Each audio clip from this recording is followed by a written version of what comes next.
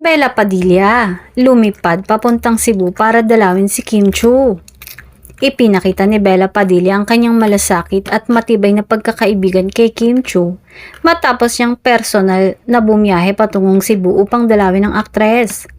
Sa isang Instagram post, ibinahagi ni Bella ang ilang larawan nila ni Kim at ang isang mahaba at taus-pusong mensahe para sa kaibigan.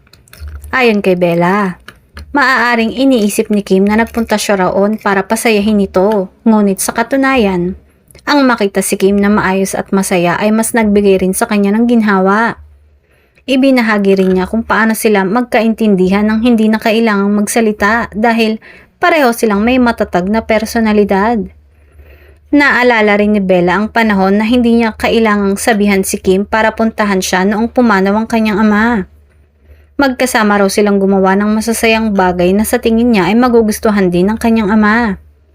Pinuri ni Bella si Kim bilang isa sa kanyang pinakamatalino at pinakamatatag na kaibigan na may matibay na moral compass.